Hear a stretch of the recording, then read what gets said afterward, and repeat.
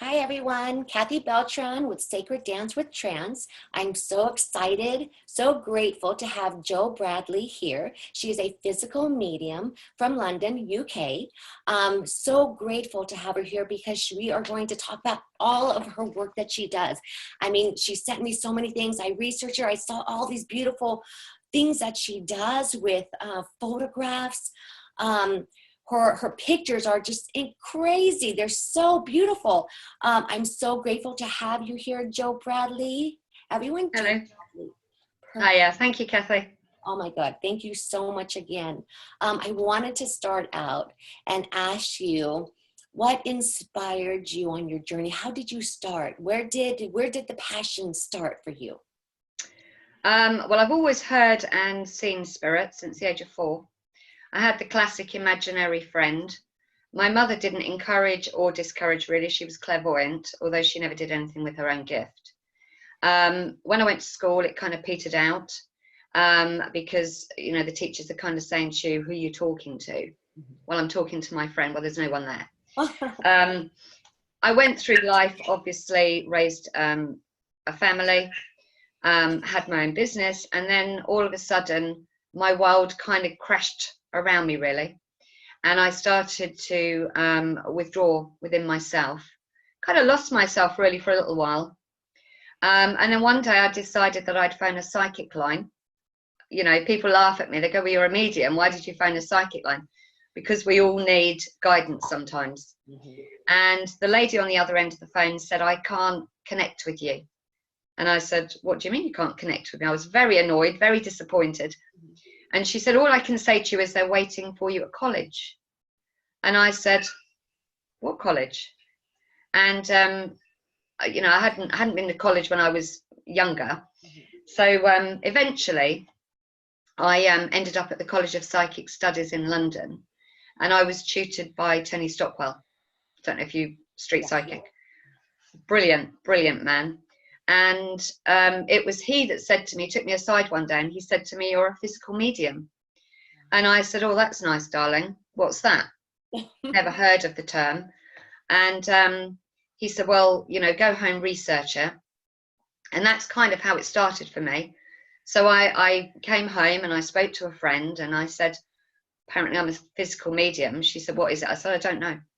So I looked at pictures on the internet, which I thought was absolutely gross. I was like, good God, you know, what's going on here? Yes. But I'd always had kind of electrical disturbances, but to me that was normal. I'd grown up with it, it was normal. And anyway, my friend said to me one day, well, shall we kind of sit down around a table then and see what happens? So I said, okay. So we had a couple of other friends over and we sat around a table, a card table. We just got a candle alight. And all of a sudden, this black mass suddenly appeared on the table from in front of me. It came up from underneath. And this hand formed. And I was watching this. I mean, I should have been frightened, really, Kathy. I've never seen anything like this before. But I wasn't. I was absolutely mesmerized. And I thought, good God. So, of course, I'm watching this, but this hand is moving across the table towards one of the other girls. And she screamed. Wow. And it suddenly just sunk and disappeared into the table. And I said, why did you scream? She said, it was coming my direction. Oh. I went, oh, yeah, okay, good point, good point. But to me, it was absolutely fascinating. So, but I'm very black and white. I have to be able to see things. If I can't see it, it's not real. So, and that's really kind of how the physical stuff began. Wow. And that's amazing because see how you said that you did, you know, with Tony telling you that, and you're not sure what that is exactly. That's what a lot of we don't know. We just see physical mediums. Okay, let's Google that. What is that? We see the pictures like, oh my gosh. So I completely relate to what you said because I'm like, whoa. Wow, so that is super, super interesting that this happened to you and that they wouldn't be able to read you because you had to be at a certain place before all that opened up.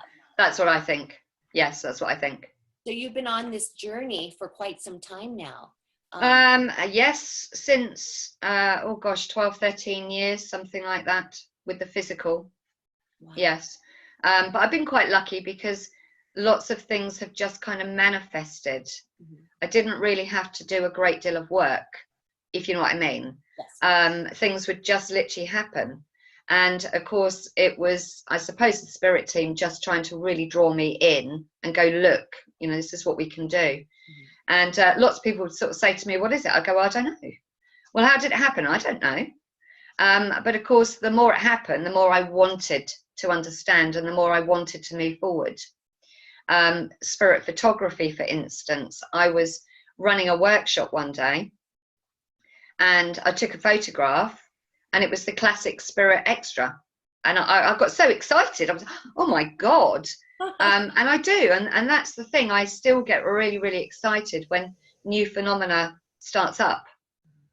But as soon as it does start up, I then have to start learning and understanding it.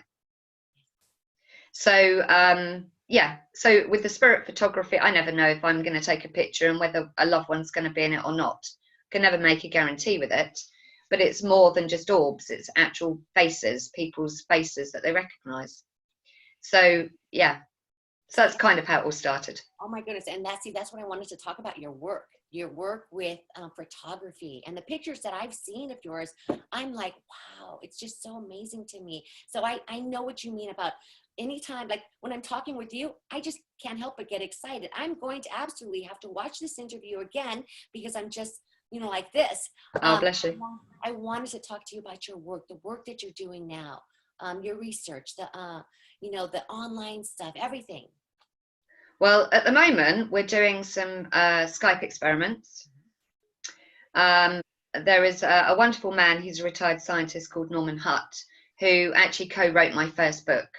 And we decided that, I mean, when you look at physical mediumship up on the internet or you read in a book, they say it has to be done in darkness. No, it doesn't. You can't record it, you can't video it, you can't take photographs. Why not? If it's real, then you should be able to record it.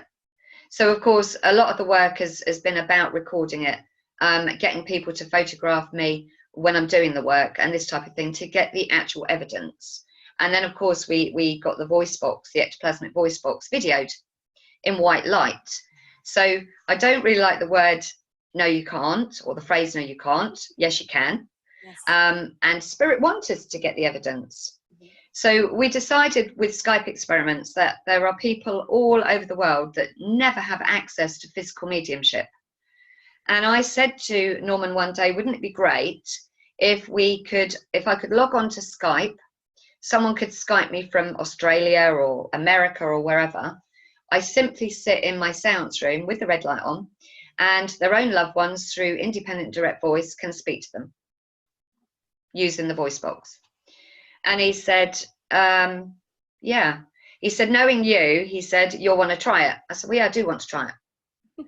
So we've been doing these experiments for a year. There are a couple of other people now as well that have joined in as witnesses. And also, it proves that a circle of people can come together and you can sit in separate countries.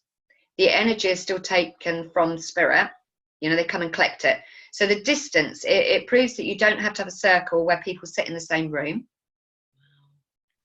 So you could form a circle. There could be 5 or 6 of you in, you know, all around the world, all logged onto Skype, and you're still a circle. They still collect all the energy. So that was a big thing for me because I needed to prove to other people, you know, even if you live in a remote place, you can still have a circle. That's, you know, but it's taken them a year. They've now manifested a silver object in my mouth at each sitting. They say they've had to build a circuit.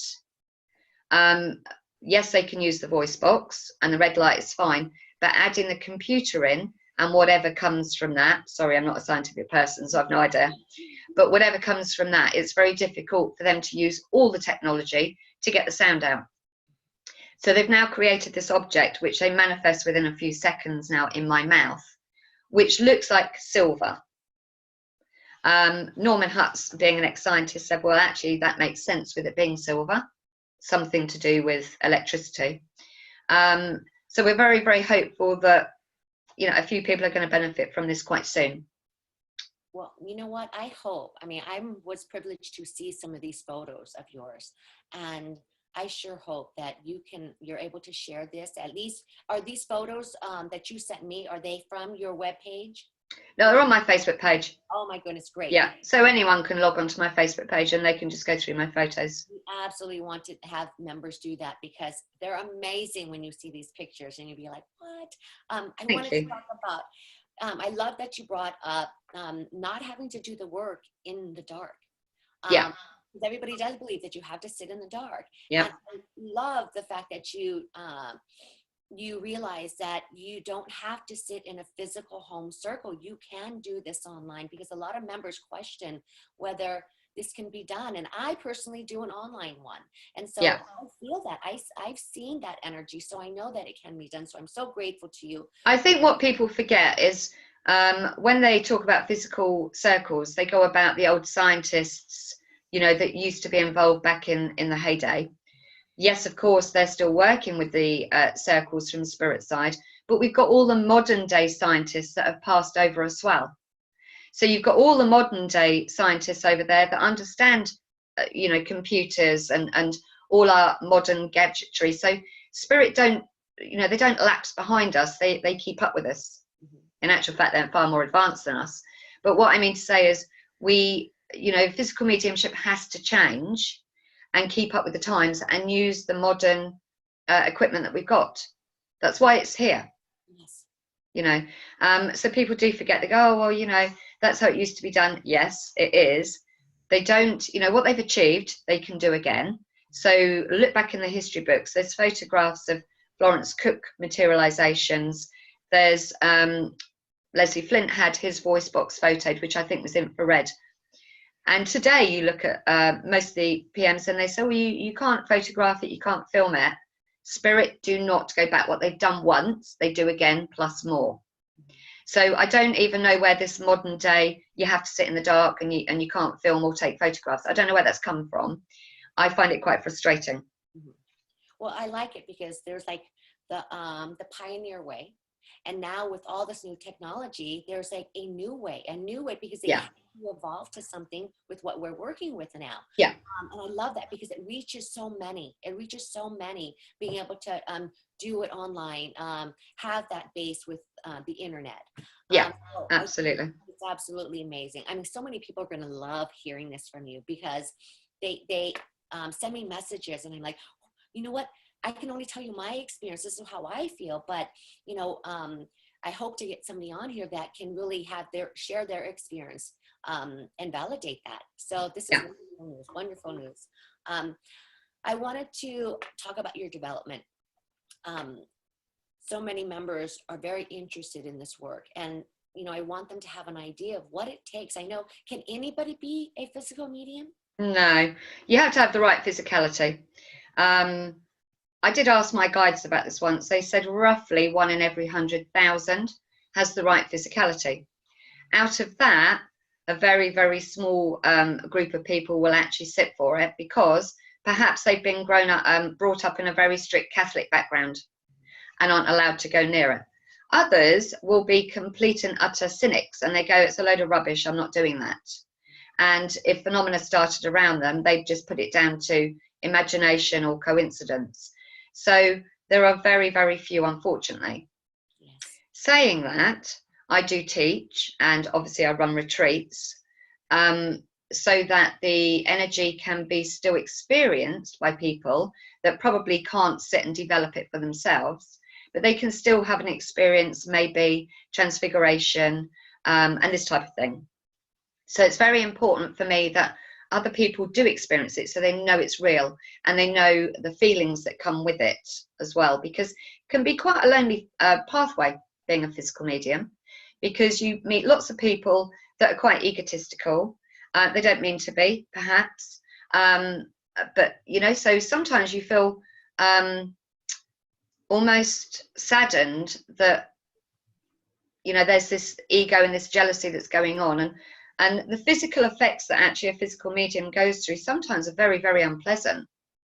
You know, I've been through some very unpleasant things, excuse me. And so it's not really, it's just a very isolating journey, I think, at times, because You know, if you say to someone, well, oh gosh, you know, I've been suffering this just recently, they go, well, it's your choice, you don't have to do it. And that's their ego. And sometimes you just want someone to give you a cuddle and go, yeah, I understand that. You know, it must be quite difficult. So it is, it's a very difficult journey, but it's a very rewarding journey. But this is also why I was insistent that we always had to use cameras and videos and this type of thing, Yes. you know, because when I'm sat there in the chair, I don't necessarily see it, Mm-hmm. you know, so I need the proof for my own mind that I'm not actually deluded and sitting there and wasting everybody else's time. And I love that. I love that. And but you know, you talked about jealousy, and you know what? That's so shameful to me, because you know, when I see people's work, I run it through my heart. I mean, I know, because I feel it from my guides. I know that this is genuine. And but to have the jealousy, I think that's so shameful. I really do. Well, the way I look upon it, Kathy, is why be jealous if people are willing to devote their time, and I have devoted a lot of time to this, you would get to see the benefit of it. So, you know, there isn't exclusion as far as I'm concerned, you know, but I don't know, people have it in their minds that, you know, the best job in the room is to be the physical medium. Why? The best job actually is to enjoy the communication that comes. That's the best job. And when I have direct voice or independent direct voice, I enjoy that too, because I'm fully conscious. My body is held in a state where I can't move from my neck down. But when they're talking, I'm holding a conversation with them too. And that to me is very joyous. And I don't get people when they say, well, I want to be the physical medium. Okay. If you want to. But, you know, you're going to have to make sure you put the time in. Well, I don't have the time. I can't devote my time to sit to give to a group. But, you know, I want to be the PM. Okay. Wow. I don't get it. Wow. You mentioned earlier about experiencing physical effects as you're developing. Can you explain a little bit about that? Yeah. I woke up one early hours once, and it was when I was still at the College of Psychic Studies, so I was being tutored under Tony. And as I woke up, there was this very long thing protruding out of my mouth. Wow. A long, thin thing. Now, it was a full moon. I don't sleep with my curtains shut, so literally the moonlight was streaming onto my bed. So I could see this long thing, and I laid there thinking, what on earth is that? But I was at the same time absolutely rigid. I thought, don't move. I don't know what it is, just don't move. And as I'm sort of coming to, this thing is starting to move gradually back into my mouth. And after it had gone, I laid there for probably about another 20 seconds. And then I sat up and I thought, oh God, okay, I'm okay. Don't know what that was. Oh, yeah, I'm fine. It's okay. But before that had happened, Tony actually said to me, well, it was a psychic rod, an ectoplasmic rod. But before that had happened, I used to wake up every night choking. And I mean choking. Terrible choking dreams. And it was where the guides were practicing drawing ectoplasm in and out and this type of thing. But I literally, and it got to a point where I was fearful to go to bed. Oh, wow. Because I thought, I don't want to go to bed. I don't want to sleep, so I'm going to be choking again. So there are all sorts of things, really. You can become really sensitive to certain things. Your emotions can go all over the place. You know, one minute you're laughing with your friends, the next minute you're crying uncontrollably. All of these things, really. Wow.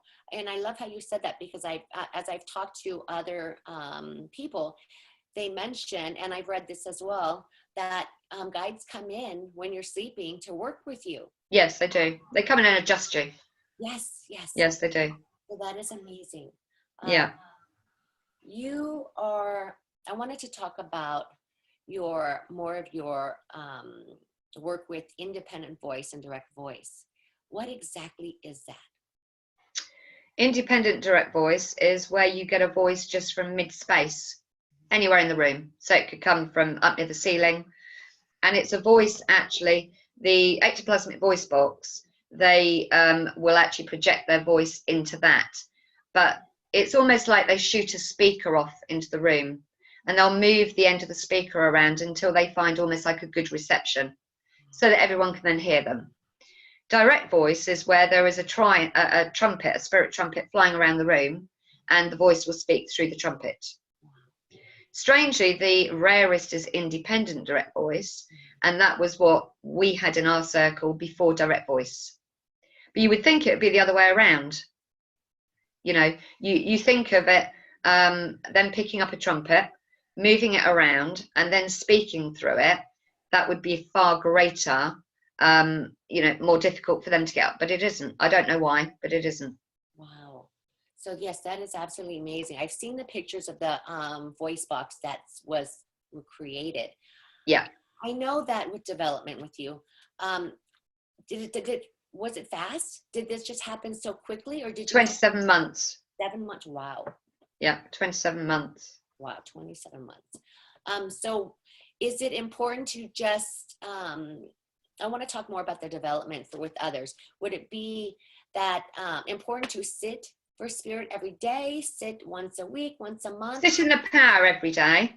Definitely sit in the power every day. Our home circle sits once a week. Once a week. Without fail, once a week. Wow. When we first started, we did actually sit 3 times a week, and then we dropped it to twice a week. And now, several years later, we still sit every week for our own personal development, because the circle, like everything, has to keep evolving. Yes. And of course, they practice new phenomena and this type of thing in the home circle. That is amazing. So what is your interpretation? A lot of people ask this, and everybody has a little bit of a different answer, and it's beautiful. What is your interpretation of sitting in the power? Well, you're literally just quieting your mind. You're listening to your breath. And you're very aware of who you are, your vibrations. And also, when I sit in the power, it actually reminds me that I'm just a tiny speck in this vast universe. It's beautiful. It's very beautiful. But I'm also a strong advocate of every form of mediumship, every form, trance, even physical, is connected to your mind. So the greater you are at being an actual mental medium, the greater your trance and the greater your physical will be, because you're finely tuned. And the more finely tuned the instrument is, the more evidence they can actually bring through on a physical level, if that makes sense. Yes, yes. So whenever anybody's starting to look at, when I run my seminar, we do like a week seminar where I have a trance medium who's Freddie Valentine, who's extraordinary, and I take obviously the physical classes. And I always say to them, I work with intention. So we set the intention, right? We're sitting today for transfiguration. We're sitting today for direct voice. We're sitting for any type of phenomena. So you have to be really, really clear in the direction that you give spirit. But I always say to them, don't let your mental mediumship lapse. Keep going with that. Keep developing. Keep sitting in the power to become the best channel you can be. Because the better you are for that, the better you will be for trance and physical. Wow. And it's just one of those things that I always say. Wow, that's beautiful. And you know what? Here we go again, because typically I always have all the questions and I'm like, oh, well, goodness, she's answered 1 through 7 in one moment. I love that, because Spirit knows exactly what I'm going to ask. Would you, with every time you sit, would you work on just one thing in that sitting, like with your intention of saying, I'm going to work, our intention is to sit and do transfiguration. Would you do transfiguration? Not in my home circle. Not in my home circle. In the home circle, it's very much about them kind of experimenting and moving it on. I run a 26-week course, a physical mediumship course, and the attendees, when they come, there is no trance. So the intention is we do not use trance. It is direct communication. So I think last week we had a floating head. There was tubes coming up from my head and another sitter's head. So but then I might run an evening where I do a transfiguration demonstration at my home. So it really depends on what I'm doing. Sometimes I'll break it down. Sometimes it's just whatever your communication or phenomenon you'd like to do. But we always set the intention, always. See, I wanted to talk about that. Usually I say, how important is that intention? Crucial. In my opinion, crucial. Crucial, okay. Yeah. Do you practice a form of protection, or is that just with prayer? Always with prayer. Okay. Actually, always with prayer. I have a very strong mind, and so my mind, it really is protection as well. You know, my mindset is very strong. I'm very protective of White Eagle. He's a bouncer. He's regularly seen throughout the house. He's nearly 7 foot tall. Nobody really argues with him. You know, I'm a great believer. Some people will contact me and they'll go, "Oh, I keep being bothered at night." I say, well, your best protection is your voice. So if you're being bothered at night or wherever you go, sit up in bed and boom your voice out. Get away from me. So if you walked up to someone in the street and you were crying and, "Oh, can you help me?" the person is going to wrap their arms around you and go, "Of course I will." So if you go up to someone in the street and you're shouting and screaming, they pull away from you. And I said, you have to do the same with spirit, really. Yes. You know, so your voice is your best protection. And, you know, that's beautiful because a lot of members, including myself, that happened to me. I had to actually say it and yell it, actually, just to, you know, put my boundaries up. So yes, that's beautiful. You mentioned your course, the 26-week one. Is this something that you do in physically, or is this online as well? No, it's actually at my home. Okay, beautiful. Yeah. See, so many people. And next year's is already full. Wow. And I think our seminar, we've only got a couple of places on our residential seminar next year as well. Wow. I wanted to ask you, is it important when you first started out, when somebody first starts developing, is it important to invite spirit to blend with you? Yes. To give them permission? Yeah. Yeah, because we work as a team. Yes. Always as a team. Always as a team. Which is why it's also important, you know, when you say, "That's it, I finished for the day," that they step back. You know, you have to have great trust with your team, especially when you're working on trance or a physical level, especially with physical, because otherwise, you know, if they manifest in the room, they can physically do damage to you. Not long term, but, you know, you might get a trumpet wrapped around your ear or something like that. So you have to be really, really firm and say, "Right, I'm ready to work. Now protect me. Thank you. Now step back." So it's a two-way street with them, definitely. And yes, I have had a sitter hit with a trumpet. Oh my goodness. It flew through the air. It flew through the air. I had a sitter who was, I shouldn't probably really say this, but I had a sitter who was messing about a little bit. And I said, "If you don't stop it," I said, "I'll pick that trumpet up and I'll give you a good smack with it." And the trumpet flew up in the air, flew across the room, and he got 2 sharp whack whack. Couldn't hurt him. He was more shocked than anything. And the rest of the sitters, of course, laughed. But so you should always be very careful what you say when you're working in a physical environment as well. Yes. Oh, wow. I wanted to ask you, when you were in your circle, how long did it take before you started to experience phenomena? Was this week one? Week one. Wow. We were very lucky. At the time, we used to have to blacken out my living room. And my ex-husband, who is still my circle leader today, made a makeshift cabinet. Now, bearing in mind, Kathy, you know, I'm told I'm a physical medium, but I've not got a clue what that means back then. I've not got a clue how I'm supposed to sit. So what we did was we took guidance from the internet, and it said you sit in a blacked out room and you have a table and maybe a bit of luminous light on it. And so that's what we did, week one. So my ex-husband made this makeshift cabinet, and we put a dining room chair in it, and I go into the cabinet and I'm sat there twiddling my thumbs. Okay, what do I do? So I kept calling out. There was 7 friends sat in the room. They had got the card table, which they put luminous paint on the corners. And I sat there and I said, what am I supposed to do? They said, well, we have no idea. Just sit there. So I said, okay. And as I finished speaking, one of the sitters said, oh, the table's levitating. Wow. And it rose about 3 foot in the air and stayed there the entire sitting. Wow. And then it came back down again. And they said, well, I think we must close the circle now then, because they've brought the table back down. So we were really, really lucky. We had phenomena right from week one. Wow.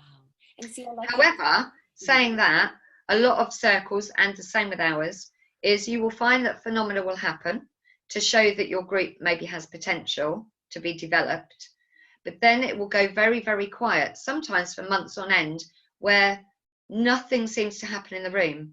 But actually, that's where the greatest development is taking place behind the scenes. People forget, as a group, you produce one amount of energy per sitting. So they can either use that in the room to bring through the evidence or use it for phenomena, or they have to use that energy behind the scenes to develop the next stage. Then once they've developed it, they'll bring it back into the room and you'll see.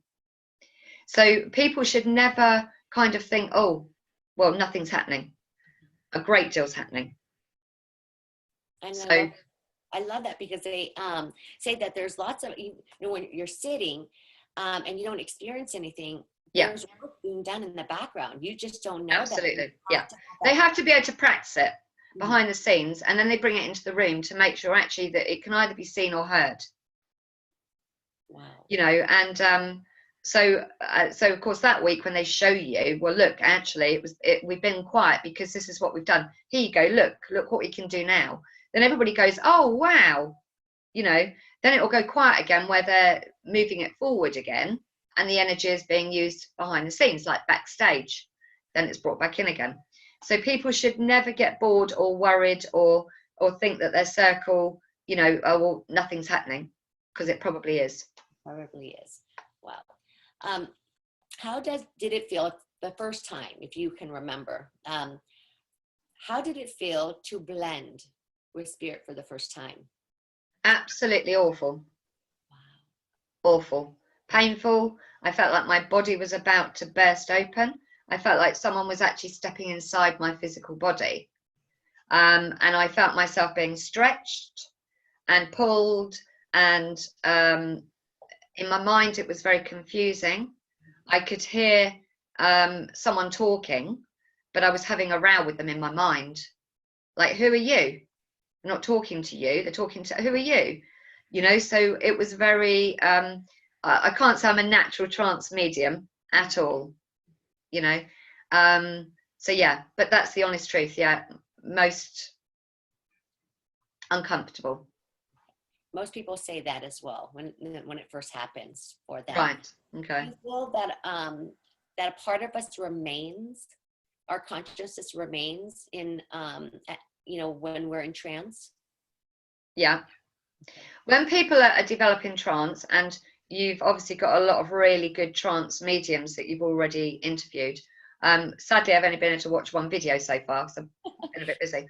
But my own understanding is, with trance, when a blending or an overshadowing, it's the overshadowing really to start off with. It's a very, although we think it's absolute full trance because we've never experienced it before, it's probably 99% us and 1% of the spirit that's blending with us.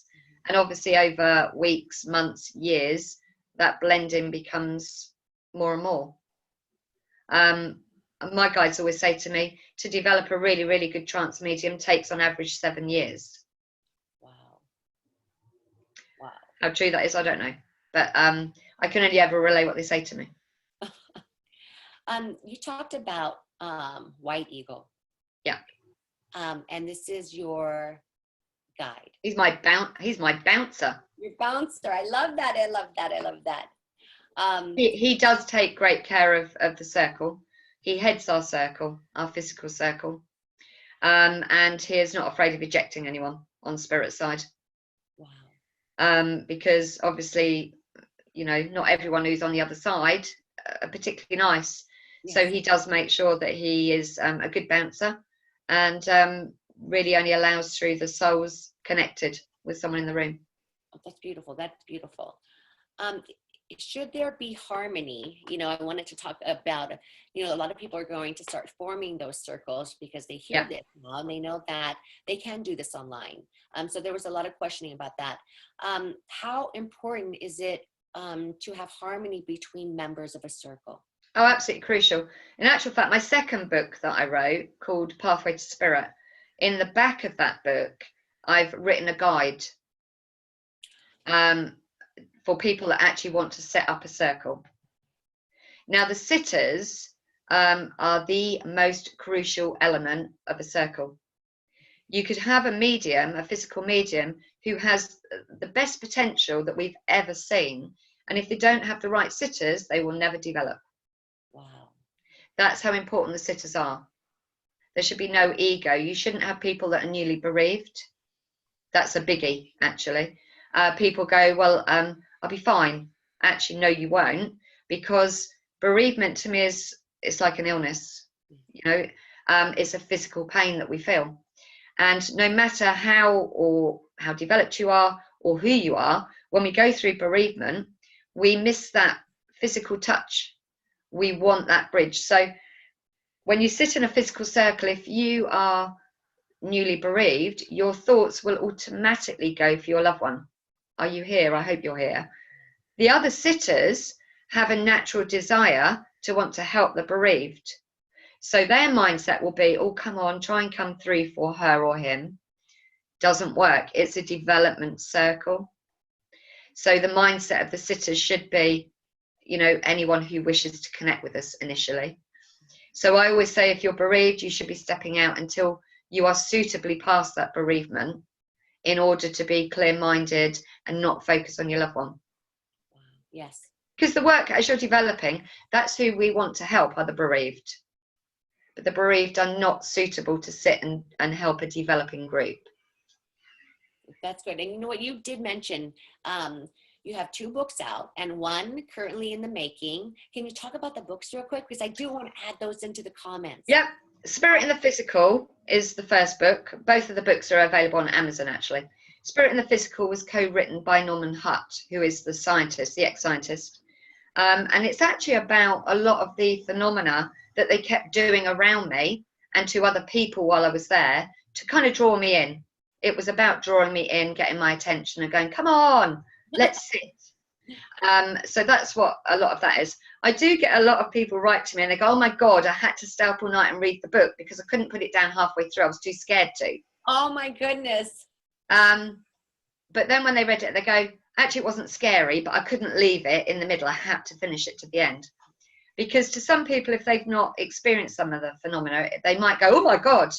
Yes. But actually, when you're there and you're experiencing it, you're going, oh, wow. Wow. Okay.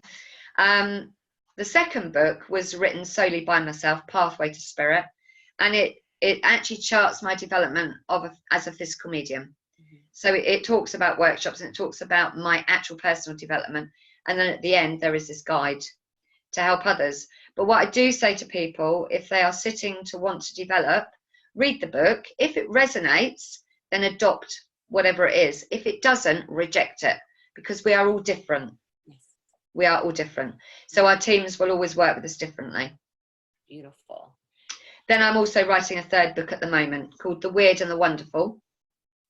And there are a few pretty hairy experiences in this book, you know, but there are also some very beautiful experiences in there as well. So it's, you know, I kind of got the reader, oh my God, and then, oh, how lovely, oh my God, with the book, really. Oh my goodness, I can't wait to read those books. I am definitely, please post them in the comments. Will do. Yeah. Oh my goodness. Do you find that as you were developing, that do different guides come in different work, or there's just one guide that does Not so much with the physical, you have a team. So we have 7 main guides that work in our circle, but over 150 other souls that work in the background, backstage of the circle. So physical circles, you generally get well over 100 souls that will work. I then have Thomas, who works with me if I'm on a platform delivering messages. So yes, I have different guides outside the circle, but inside the circle, it's a team. Beautiful. Wow, that's a lot of I don't know them all personally. I wish I did. Oh my goodness, that's beautiful. Do you sit in your cabinet? No. Every time? No? No, I don't sit in a cabinet. No. Okay. Okay. Used to, first couple of years. And then after that, they said, no, come out, sit in the room. So everyone can see me. Yeah. I love that. I love that. You know what? I really love your attitude when you say, when somebody tells you no, no, you can't do that. You're like, why? I can Yeah. do it. Yeah. I love that. Why not? Don't tell me I can't. I'm going to have a go. I And if know. I can, I can. And if I can't, I can't. I totally relate to that, because in the beginning with me, someone would say, oh, you know what? You can't get any information for yourself. I'm like, why? Why? Yeah. And in actual fact, everything that quite lucky, everything I've attempted to do with the physical, we've done. So in actual fact, the boundaries aren't set there from spirit side. It's us humans that set the boundaries. wow. You know, we're the ones that put the boundaries there and go, we can't do it. Watch me. So we do. So there are no boundaries from spirit. You know, they're keen to get it out there. They want everyone to know you survive your physical body's death. End of. Wow. Are you going to continue doing your photography? Is this something that you're going to be doing forever? I don't particularly set out to do spirit photography. It's just that obviously when I run workshops and things, I do photographs so that the students can see, you know, this is actually what happened to you while you were sitting there. And of course, you know, someone's dad might come in, or ex-husband or whatever, just come in the photograph. So it's not something, it's just the classic extras, spirit extras. But people will send me photographs and they go, well, I'm a spirit photographer like you, Joe. I take orbs. Okay. Which is fabulous. But when I don't capture pictures of orbs. If I capture a picture of a spirit extra, it's a person's face. So I might say to someone, I've just took your photo, who's that? And they go, good God, that's my dad. Wow. Okay, fine. What we did have was once, I was running a workshop, and we were sat in a circle at the time, and I just suddenly started to take random pictures of students. I said, can I take a few pictures? Yes, they said. And I took a picture of the lady sat next to me. When I got home, I uploaded it to my computer, and it wasn't the lady. There was this man. And I thought, good God, who are you? You weren't even at the workshop. And it was obviously a spirit extra. He'd put his head in between me and the sitter. So I uploaded the picture onto my Facebook page. I'll tag you, Kathy, so you can see. Okay, perfect. I uploaded the picture and I said, anybody know who this chap is? Norman Hutt saw the picture, was pacing, phoned me the next day and said, that's my brother. So what do you mean it's your brother? He said, it's my brother. So I'll send you a picture. So, but you weren't even at the workshop. He said, I know. But it was. He sent me a picture of his brother, and it was absolutely his brother. About a week later, I had a message from a profiler. And he said, I'm actually a professional profiler. He said, and I've compared the two. He said, they are exact match. He said, that is that man's brother. Wow. So, you know, they're quite clever. Yes. Oh my God. You guys all have to check out her page, because there's so many photos on there, and it's just so amazing when you see them. Just beautiful, beautiful. Yeah, they're pretty cool. They are so cool. They are so cool. You know, I want to talk about the voice box again, because I want to backtrack. I want to make sure I'm covering all ground here. When I saw that video of it forming, it was like, oh my gosh. Did that take a long time for Spirit to build that, or? No, it took about 2 years, I think. Maybe not that long. Can't remember actually, Kathy. But the video was filmed in white light. So Norman Hutt had actually said to me one day, can I come over and do a series of experiments with you? He said, and film it. I said, yes, fine. He said, I'll send you over it. I said, don't tell me what experiments, just come. Whatever you want me to do, I'll do. So we spent a whole day sitting in the seance room, and he used red light and he used white light. And obviously I had no idea at that point actually that they would do that. So actually that was quite a shock to me. Oh, good God, you've, you know, it's white light. But of course, I've always worked within the light. So to me, that was just spirit saying, look, there are no boundaries. Here you go. Here's the voice box. And when you listen to it, it makes a clicky noise. It's a click, click, click, click, click. And I think that's actually them trying to pass the air through to actually use it while we were videoing. But it's only a 2-minute video. Wow. Well, I'm Yeah. sure hoping that the members see that video as well, because it's. You can post the link. You know, it's on YouTube. You can post the link, Kathy. It's fine. Absolutely do that. But you know, when you said, oh, it only took 2 years. See, this is the things I wanted people to understand, that, you know, when you had that one experience with you for the first week, that was them drawing you in. That was definitely letting you know that, yes, this is an ability that you have, that you're built to do this. But it also takes that, the patience, the perseverance, and practicing, staying, and the dedication to sit for spirit in this way. And so when you said 2 years, I was like, oh yeah, that's not, yes, that's a long time for some people, thinking they could maybe manifest this as a physical medium, like in 1 month. You know, I really want them to know that they do have to sit, that it is important to sit and sit in the power. And I love how, I mean, we were quite like, I mean, we were getting phenomena, different types of phenomena. You know, the table rose. Then we might get a couple of reports drop in, this type of thing. So they will keep giving you odd bits of phenomena to kind of give you a bit of an excitement. You know, you need encouragement. So they will do odd bits and pieces. Here goes a bit of encouragement. We'll do that for them. Right, then they know we're still working behind the scenes. Physical, though, is, you know, it takes a long time to develop it. And also, you can get a change of sitters. We've had change of sitters that puts the circle back, this type of thing. So, yeah. So what I would say to people, if you are going to join a physical circle, or you are a PM yourself, make sure you get the right sitters. Don't have to keep stopping and starting because you're having to change the sitters, or the sitters go, I can't be bothered anymore. You know, if you can get the sitters right from week 1, that's half the battle. wow, that's beautiful. That's beautiful. Yeah. You mentioned apports. You mentioned that. Exactly what is that?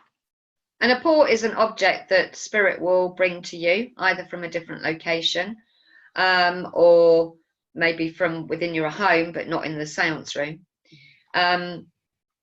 I was very lucky because we get a lot of apports in the daylight here. You'd be sat here and they just drop from the ceiling and that type of thing. And there was a 2-day period when I got up one morning and apports suddenly started to arrive. They were handwritten notes. There was 21 of them in all. I've got them all in a you know, folder. And every time I asked a question, so they'd bring me another note. So not only are they apports, but they obviously also display direct writing, which is when spirit manifests their own writing. And also they were produced on paper that I didn't have in this house. So they were obviously going and nicking paper out of someone's notebook, writing the answers, and then just dropping them in.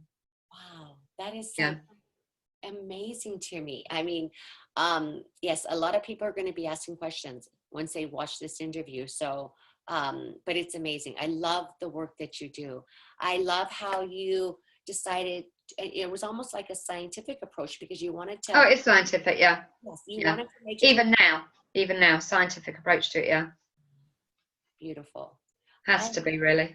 I'm so glad that I had you on here. And I remember us talking, you're like, well, I'm not sure if you'd be really interested. I'm like, what are you talking about? Of course I would be. I'm so very grateful.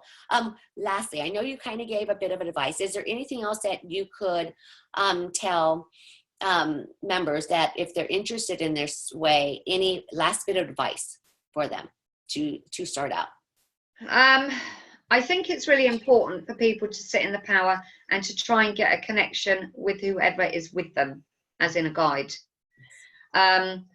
Sometimes I'll sit in meditation and people laugh at me, Kathy, because I talk myself out of things on a personal level, right?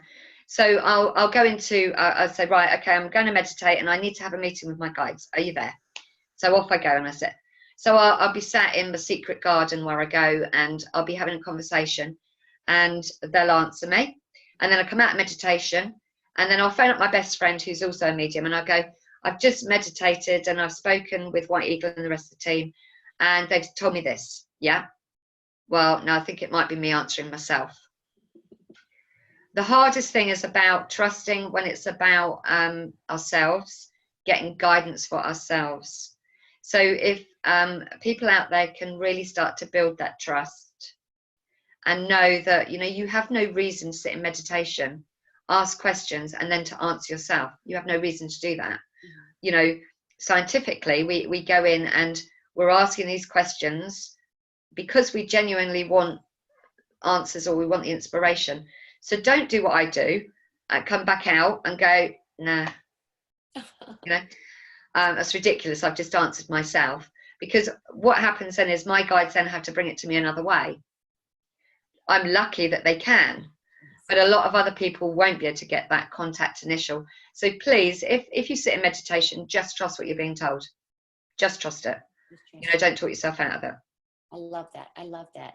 You know, I am so grateful to you. Been a pleasure.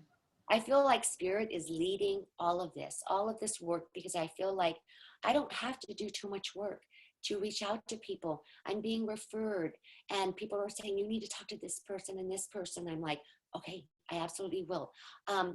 And so again, when you said, you know, I'm not sure if you're interested, I'm like, oh no, I absolutely am. Because in this interview, you've explained so many different areas with physical mediumship. So many people have all these questions. And, you know, when I started— It's kind of a bit of it was a quick rundown, really, because there are so many different aspects to it. Yes. And, you know, when I started this group, I don't have all the answers, but I wanted to— Neither do I. Well, I barely have any answers, but I know that members can contribute to help others. And, you know, I do believe that the reason why this is happening is to help the future mediums. Absolutely. Yeah. You know, future. And this is going to be a great, all these interviews, all this knowledge coming forward, because it's like you said, you had to Google what is physical mediumship. I hadn't got a clue. Yes. And so we have everybody, you included, coming in, sharing their knowledge. So they could look at this interview and just go, okay, this is a starting point. Now I understand. Yeah. Hopefully it will inspire others, you know, that do have the right physicality, or who actually genuinely just want to help another physical medium develop. Yes. And if I inspire one person, then it's a good interview. And I love that. I love it, because even with these, whoever is drawn, whoever is supposed to watch this, because, you know, they're that physical medium in the making, they don't know about it. They're going to go, oh my God, I think that's, you know, so that's why I wanted to do this for those, the future, you know, to help them out. Well, do you know what, Kathy? My guides keep telling me I'm going to America. Really? Oh, so we may get to meet in person. Who knows? Goodness. Yes, that would be wonderful. And when so I keep being told. Oh my God. Well, I don't know. Well, we're friends, so I know when that happens, I'll be like, okay, where are you going? So, oh my goodness, thank you, Joe, so very much. You're welcome, Kathy. It's been a pleasure. Thank you again. You have a fabulous rest of your week. Thank you, and you. Thank you.